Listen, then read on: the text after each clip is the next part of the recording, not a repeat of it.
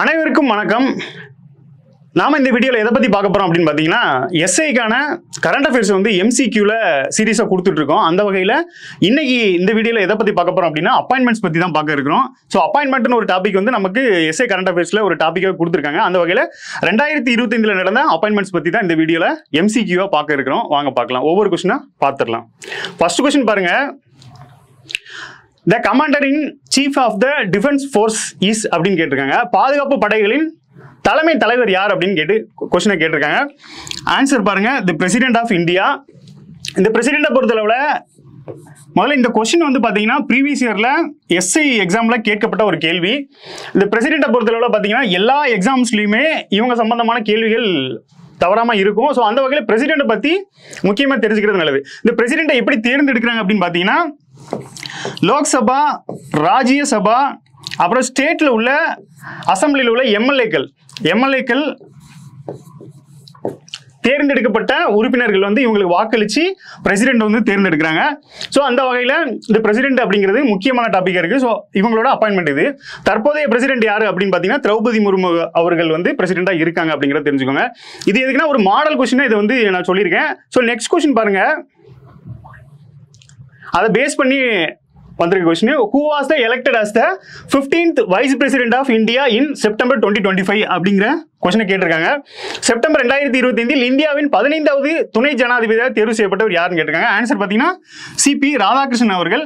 So இவர் தான் வந்து பார்த்தீங்கன்னா 15வது 15th வைஸ் பிரசிடென்ட்.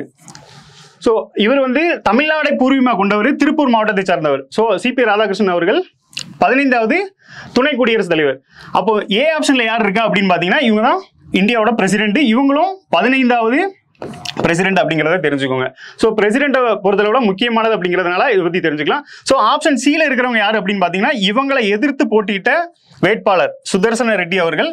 அடுத்து ஆப்ஷன் டில இருக்கிறவங்க யாருன்னு பாத்தீங்கன்னா, 14வது துணை குடியரசுத் தலைவர் அப்படிங்கிறத தெரிஞ்சுக்கோங்க. ஸோ 4 ஆப்ஷன்லயுமே ஆன்சர் இருக்கு.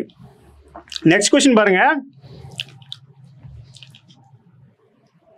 Who was appointed as the 52nd Chief Justice of India on 14th May 2025 அப்படின்னு சொல்லி கொஸ்டினை கேட்டிருக்காங்க. 2025 மே 14 அன்று இந்தியாவின் 52வது தலைமை நீதிபதியாக நியமிக்கப்பட்டவர் யாரு அப்படின்னு சொல்லி கேட்டிருக்காங்க. இது ஒரு முக்கியமான கொஸ்டின். யார் அப்படின்னு பாத்தீங்கன்னா, ஜஸ்டிஸ் பி.ஆர். கவாய் அவர்கள். இவர் தான் first Buddhist chief justice of India அப்படின்னு சொல்லி சொல்லியிருக்காங்க. ஸோ அந்த வகையில் இவர் முக்கியமானவர்.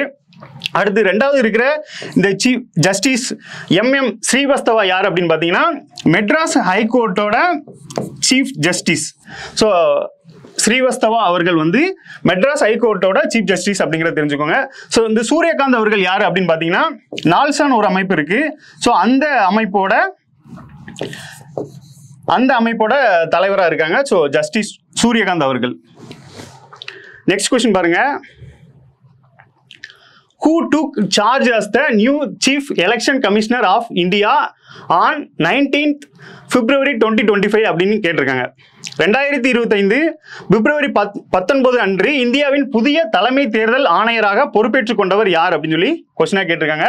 ஆன்சர் யாருன்னு பார்த்தீங்கன்னா, ஞானேஷ்குமார் அவர்கள். இந்த கொஸ்டினை பார்த்தீங்கன்னா குரூப் 4ல இந்த கொஸ்டினை வந்து கூற்று காரணங்கள் அப்படிங்கிற மாதிரி கேட்டிருந்தாங்க. ஸோ இந்த சென்டென்ஸோடையே இந்த என்னைக்கு பதவி ஏற்றாங்க அப்படிங்கிற முதற்கொண்டு கேட்டிருந்தாங்க. ஸோ இது முக்கியமான கொஸ்டினா இருக்கு. ஸோ ஞானேஷ்குமார் அவர்கள் தான் புதிய தலைமை தேர்தல் ஆணையராக தேர்ந்தெடுக்கப்பட்டிருக்காங்க. ஸோ இந்த கொஸ்டினை பொறுத்தளவுல இந்த ஃபர்ஸ்ட் இருக்கிற சுக்பீர் சிங் யார் அப்படின்னு பார்த்தீங்கன்னா, நம்ம தேர்தல் ஆணையத்தை பொறுத்தளவுல 1+2 அப்படிங்கிற கான்செப்ட்ல இருக்கும். ஸோ இந்த 1 அப்படிங்கிறது இந்த தலைமை தேர்தல் ஆணையராக இருப்பாங்க. ஸோ அவங்களுக்கு கீழே 2 தேர்தல் ஆணையர்கள் இருப்பாங்க. ஃபர்ஸ்ட் ஒன் யாருன்னு பார்த்தீங்கன்னா இந்த சுக்பீர் சிங், செகண்ட் ஒன் பார்த்தீங்கன்னா இந்த விவேக் ஜோஷி அவர்கள். இந்த ஜோதி நிர்மலசாமி அப்படிங்கிறவங்க யார் அப்படின்னு பார்த்தீங்கன்னா, தமிழ்நாட்டோட தேர்தல் ஆணையர். ஸோ தமிழ்நாட்டை பொறுத்தளவில் 2 பேர் இருப்பாங்க. ஒன்று வந்து எலெக்ஷன் ஆஃபீஸர் இருப்பாங்க, இன்னொன்று வந்து எலெக்ஷன் கமிஷனர் இருப்பாங்க. ஸோ அதனால நெக்ஸ்ட் கொஸ்டின்ல பார்க்கலாம். ஸோ இதுதான் தேர்தல் தொடர்பான தலைமை தேர்தல் ஆணையர் சம்பந்தமான கேள்வி. நெக்ஸ்ட் கொஸ்டின் பாருங்க. Who has been appointed as the new governor of Reserve Bank of India அப்படின்னு சொல்லியிருக்காங்க. ஆர்பிஐயோட புதிய கவர்னர் யாருன்னு கேட்டிருக்காங்க. இந்திய ரிசர்வ் வங்கியின் புதிய ஆளுநராக நியமிக்கப்பட்டுள்ளவர் யார் அப்படின்னு சொல்லியிருக்காங்க. இந்த சஞ்சய் மல்கோத்ரா அப்படிங்கிறவர் தான் புதிய RBI கவர்னர் அப்படிங்கிறத தெரிஞ்சுக்கோங்க. ஸோ இந்த உர்ஜித் பட்டேல் யாரு அப்படின்னு பார்த்தீங்கன்னா இந்த IMF-ஓட எக்ஸிகியூட்டிவ் டைரக்டரா இருக்காங்க. IMF-ஓட எக்ஸிகியூட்டிவ் டைரக்டரா இருக்காங்க. இவங்க முன்னாள் கவர்னரா இருந்திருக்காங்க. RBI-யோட முன்னாள் கவர்னரா இருந்திருக்காங்க. ஸோ அதுவும் முக்கியமான இதுதான். அடுத்து பார்த்தீங்கன்னா துகின் காந்த பாண்டே அப்படிங்கிறவர் யாரு அப்படின்னு பார்த்தீங்கன்னா செபியோட தலைவரா இருக்காங்க. செபியோட தலைவரா இருக்காங்க. இந்த சாஜி கேவி அப்படிங்கிறவங்க பார்த்தீங்கன்னா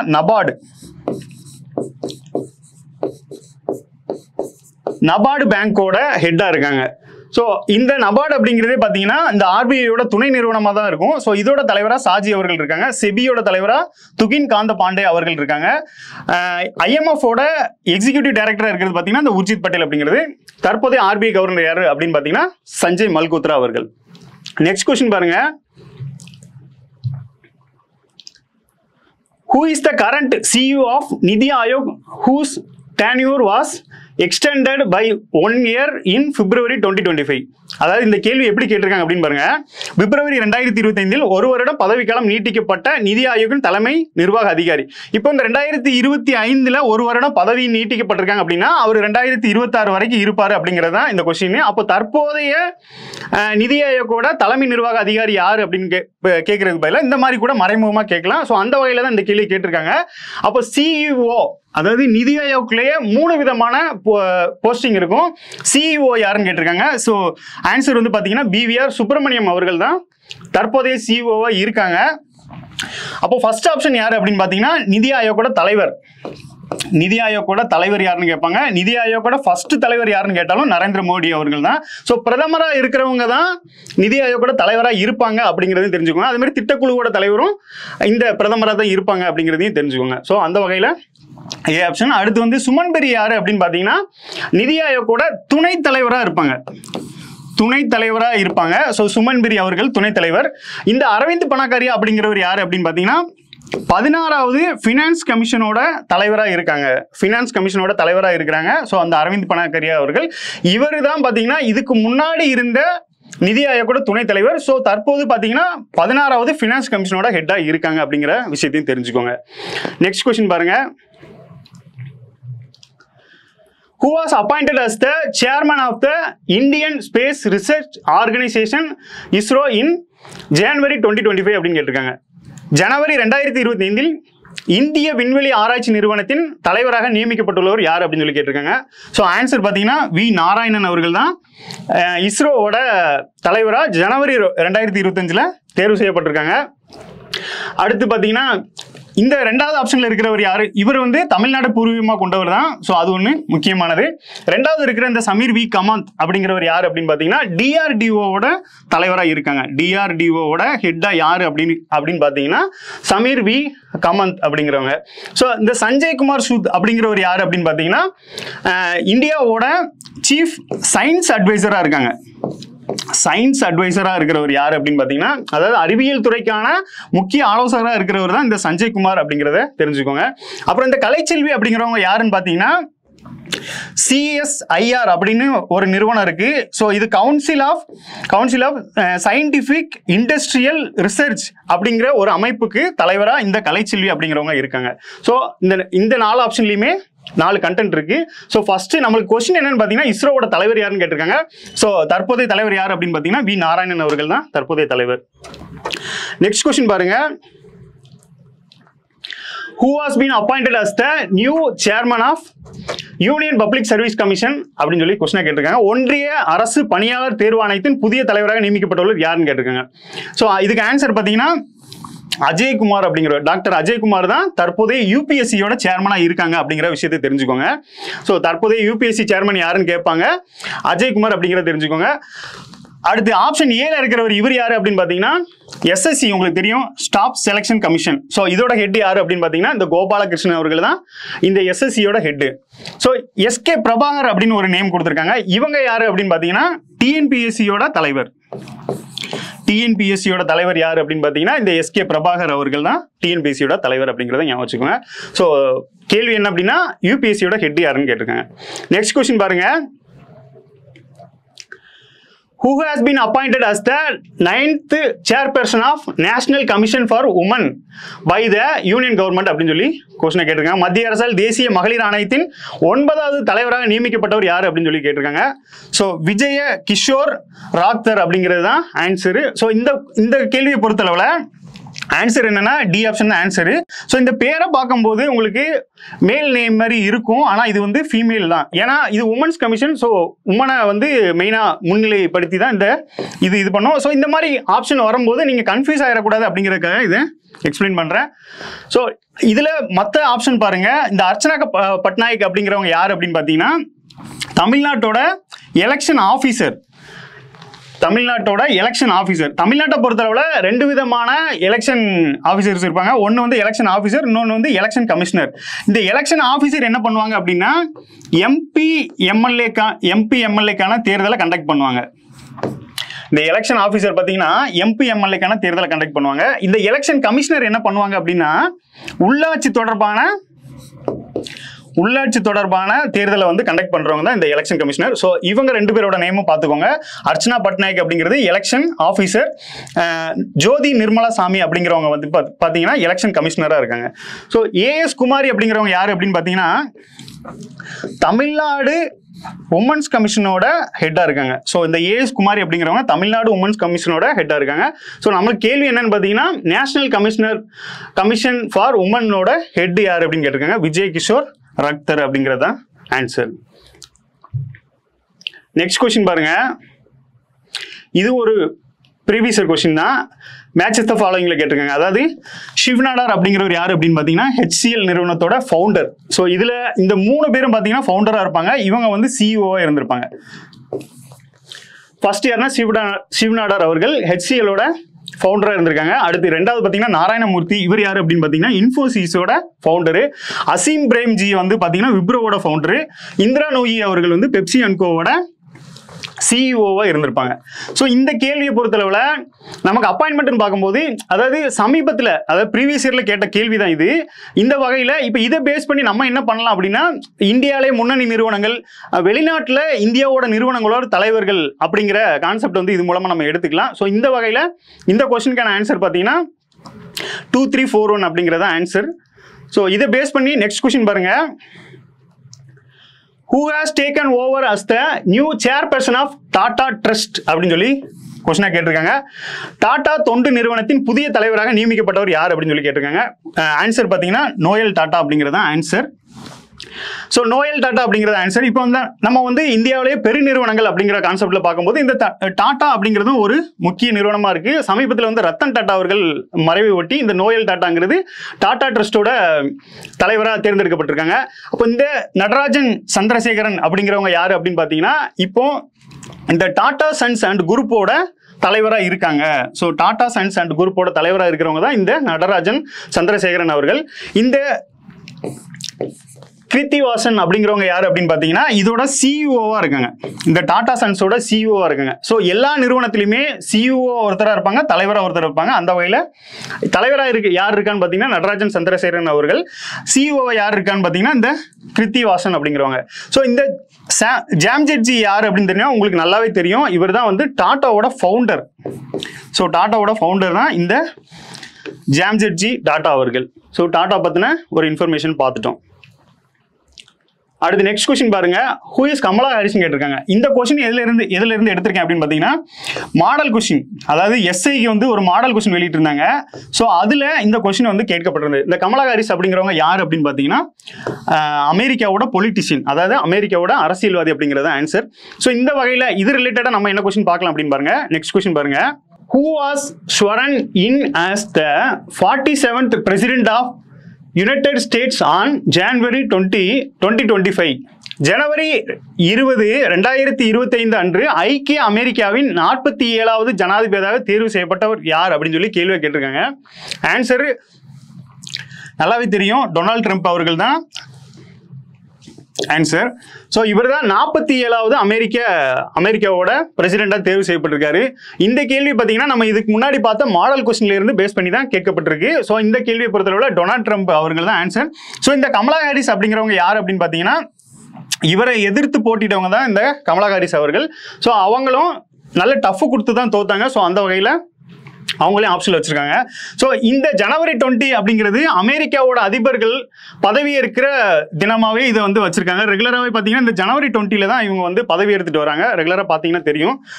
அந்த வகையில் இந்த டொனால்ட் ட்ரம்ப், கமலா ஹாரிஸ் அவர்கள் ஸோ 2 பேரோட இதுவும் கொடுத்துருக்காங்க. நெக்ஸ்ட் கொஸ்டின் பாருங்க. Who has recently appointed as the new CEO International Cricket Council அப்படின்னு சொல்லி கொஸ்டினை கேட்டிருக்காங்க. சமீபத்தில் சர்வதேச கிரிக்கெட் கவுன்சில் புதிய தலைமை நிர்வாக அதிகாரியாக நியமிக்கப்பட்டுள்ளவர் யார் அப்படின்னு சொல்லி கொஸ்டினை கேட்டிருக்காங்க. சஞ்சோக் குப்தா அப்படிங்கிறவர் தான் சமீபத்தில் நியமிக்கப்பட்டிருக்காங்க. ஸோ இந்த கொஸ்டினை பொறுத்தளவில் 2 ஆப்ஷன் கன்ஃபியூஸ் பண்ணுற மாதிரி இருக்கும். என்ன அப்படின்னு பார்த்தீங்கன்னா, இந்த ஜெய்ஷா அவர்கள் வந்து ஐசிசியோட தலைவராக இருக்காரு. ஆனால் நம்ம கொஸ்டின் என்ன கேட்டிருக்காங்க அப்படின்னா, சிஇஓ யாருன்னு கேட்டிருக்காங்க. இந்த சஞ்சோக் குப்தா அப்படிங்கிறவர் தான் சிஇஓவா இருக்காரு அப்படிங்கிற விஷயத்தை தெரிஞ்சுக்கோங்க. இந்த மாதிரி கன்ஃபியூஸ் பண்ற மாதிரி இருக்கும்போது தான் நம்மளுக்கு கேர்லெஸ் வர்றதுக்கு அதிகமான வாய்ப்புகள் இருக்கு. அந்த வகையில் பார்த்தீங்கன்னா நம்ம நார்மலாகவே எல்லாருமே ஒரு 60-70% வரைக்கும் எல்லாருமே போட்டுருவாங்க. ஸோ இந்த கன்ஃபியூஸ் பண்ணுறது, அப்புறம் வந்து தெரியாத கொஸ்டின் எப்படி அடிக்கிறது அப்படிங்கிறத தெரிஞ்சுக்கிட்டோம் அப்படின்னா ஸோ நம்ம ஈஸியாக கிளியர் பண்ணிடலாம். ஸோ அந்த வகையில் இந்த மாதிரி கன்ஃபியூஸ் பண்ணுறத நல்லா பார்த்துக்கோங்க. நெக்ஸ்ட் கொஸ்டின் பாருங்க. Who has been elected as the president of International Big Cat Alliance June 2025? சர்வதேச பெரிய பூனை கூட்டணியின் தலைவராக தேர்ந்தெடுக்கப்பட்டவர் யாரு அப்படின்னு சொல்லி கேட்டிருக்காங்க. இந்த பூபேந்திர யாதவ் அப்படிங்கிறவர் தான் சர்வதேச பிக் கேட்ஸ் அலைன்ஸோட ஹெட்டா இருக்காங்க. ஸோ இது இந்தியாவோட நடவடிக்கையால் உருவாக்கப்பட்ட ஒரு அமைப்புன்னு சொல்லப்படுது. இந்த வகையில் இந்த பூபேந்திர யாதவ் அவர்கள் யார் அப்படின்னு பார்த்தீங்கன்னா, இந்தியாவோட என்விரான்மெண்ட் மினிஸ்டர், அதாவது சுற்றுச்சூழல் மற்றும் வனத்துறைக்கு வந்து அமைச்சராக இருக்கிறாங்க. ஸோ இவங்க தான் பார்த்தீங்கன்னா இந்த பிக் கேட் கூட்டணிக்கு தலைவராக இருக்காங்க அப்படிங்கிற விஷயத்தையும் தெரிஞ்சுக்கோங்க. இதில் இருக்கிற ஃபர்ஸ்ட் ஆப்ஷன் பார்த்தீங்கன்னா நம்ம இந்தியாவோட பிரைம் மினிஸ்டர், நமக்கு தெரிஞ்சது தான்.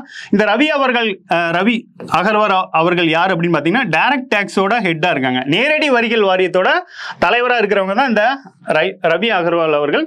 அஸ்வினி வைஷ்ணவ் யாரு அப்படின்னு நமக்கு தெரியும், ரயில்வேஸ் அண்ட் இன்ஃபர்மேஷன் டெக்னாலஜியோட மினிஸ்டரா இருக்காங்க. ஸோ இதுலயும் 4 ஆப்ஷன்ல ஆன்சர்ஸ் இருக்கு. நெக்ஸ்ட் கொஸ்டின் பாருங்க. First female president of the international Olympic committee அப்படின்னு சொல்லி கொஸ்டின் கேட்டிருக்காங்க. சர்வதேச ஒலிம்பிக் குழுவின் முதல் பெண் தலைவர் யார் அப்படின்னு கேட்டிருக்காங்க. இந்த கிறிஸ்டி கோவென்ட்ரி அப்படிங்கிறவங்க தான் சர்வதேச ஒலிம்பிக் குழுவின் முதல் பெண் தலைவர் அப்படிங்கிற விஷயத்தை நோட் பண்ணியிருக்காங்க. இந்த கொஸ்டினை பொறுத்தளவில் ஃபர்ஸ்ட் ஆப்ஷன்ல இருக்கிற இந்த பிடி உஷா யாருன்னு பார்த்தீங்கன்னா இந்தியாவோட ஒலிம்பிக் கமிட்டியோட தலைவராக இருக்காங்க. இந்தியாவோட ஒலிம்பிக் கமிட்டி தலைவராக இருக்காங்க. சி ஆப்ஷன் கிறிஸ்டி கோவென்ட்ரி அப்படிங்கிறவங்க யார் அப்படின்னு பார்த்தீங்கன்னா சர்வதேச ஒலிம்பிக் குழுவின் முதல் பெண் தலைவராக இருக்காங்க அப்படிங்கிற விஷயத்தை நோட் பண்ணிக்கோங்க. நெக்ஸ்ட் கொஸ்டின் பாருங்க. Who is the national security அட்வைசர்னு கொஸ்டினா கேட்டிருக்காங்க. தேசிய பாதுகாப்பு ஆலோசகர் யார் அப்படின்னு பார்த்தீங்கன்னா அஜித் தோவல் அவர்கள் தான் தேசிய பாதுகாப்பு ஆலோசகராக இருக்காங்க. அடுத்து ஏ ஆப்ஷன்ல இருக்கிற இந்த ஆனந்த நாகேஸ்வரன் யார் அப்படின்னு பார்த்தீங்கன்னா பொருளாதார ஆலோசகராக இருக்காங்க. இந்தியாவோட பொருளாதார ஆலோசகராக இருக்காங்க அப்படிங்கிற விஷயத்தை தெரிஞ்சுக்கோங்க. அடுத்து இந்த அரவிந்த் பணக்காரியா நம்மளுக்கு தெரியும் 16வது ஃபினான்ஸ் கமிஷனோட ஹெட்டாக இருக்காங்க. நெக்ஸ்ட் கொஸ்டின் பாருங்க. ஸ்டேட் ஃபயர் கமிஷனோட சேர்மன் யார் அப்படின்னு பார்த்தீங்கன்னா சங்கர் ஜிவால் அவர்கள் தான் இருக்காங்க. அடுத்து 4th போலீஸ் டிபார்ட்மெண்ட் கமிட்டியோட ஹெட் யாரு அப்படின்னு பார்த்தீங்கன்னா சிடி செல்வம் அவர்கள். அடுத்து chairman of the 7th state finance commission யாரு அப்படின்னு பார்த்தீங்கன்னா அலாவுதீன் அவர்கள். அடுத்தது பார்த்தீங்கன்னா commission to review new criminal laws அப்படின்னு பார்த்தீங்கன்னா சத்யநாராயணன் அவர்கள். ஸோ இது வந்து சமீபத்தில் அமைக்கப்பட்ட தமிழ்நாடு சார்ந்த குழுவோட தலைவர்களோட பேரு. அந்த வகையில் பார்த்தீங்கன்னா இந்த ஃபயர் கமிஷனோட ஹெட்டா இருக்கிற இந்த சங்கர் ஜிவால் அவர்கள் பார்த்தீங்கன்னா எக்ஸ் டிஜிபியா இருந்தாங்க, தமிழ்நாட்டோட எக்ஸ் டிஜிபியா இருந்தாங்க.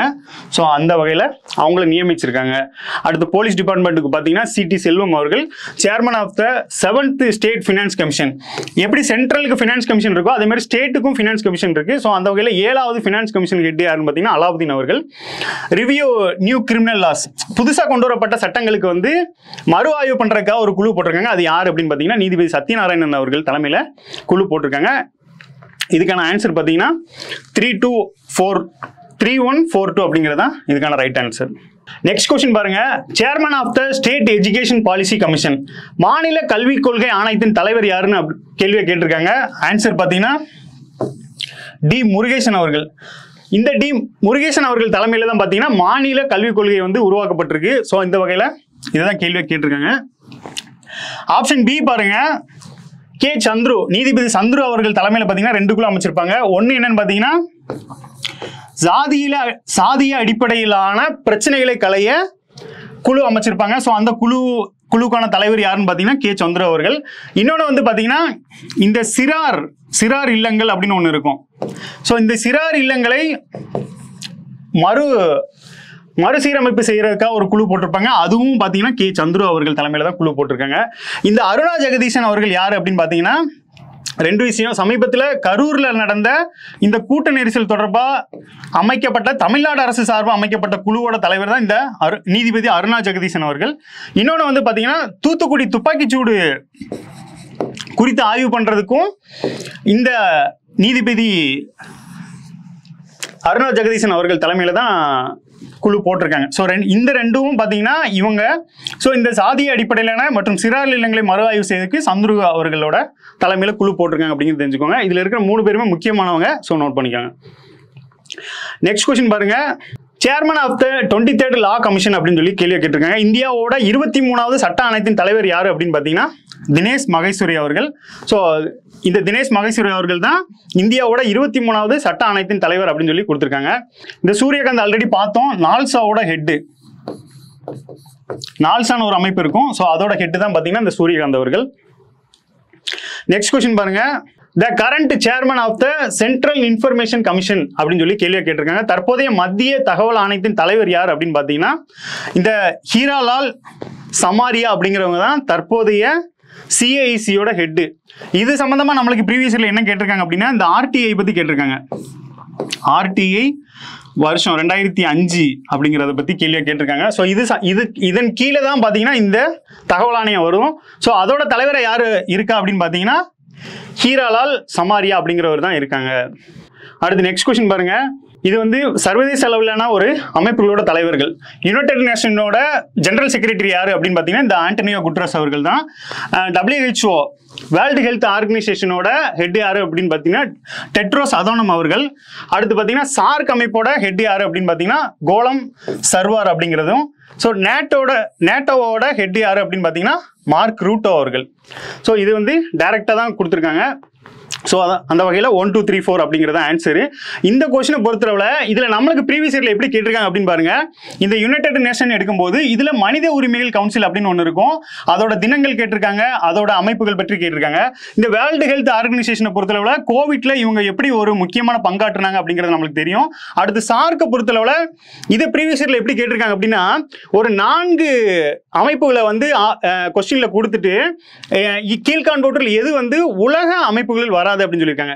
இந்த சார்க் அப்படிங்கிறது ஏன் உலக அமைப்புல வராது அப்படின்னு பார்த்தீங்கன்னா இந்த சார்க் அப்படிங்கிறது இது வந்து இந்த தெற்காசிய பிராந்தியத்தில் உள்ளது, அதாவது கிழக்கு பிராந்தியத்தில் உள்ளது அப்படிங்கிறதுனால இது வந்து உலக அமைப்புல வராது. இது ஒரு குறிப்பிட்ட நாடுகளுக்குள்ள இருக்கிறதுனால இது உலக அமைப்புல வராது அப்படிங்கிறது. ஸோ இதெல்லாம் பார்த்தீங்கன்னா உலக அமைப்புல வரும். ஸோ இது வந்து வராது அப்படிங்கிறதுனால இதை கொஸ்டினா நம்மளுக்கு ப்ரீவியஸ் இயர் எஸ்ஐ கொஸ்டின்ல வச்சிருந்திருக்காங்க.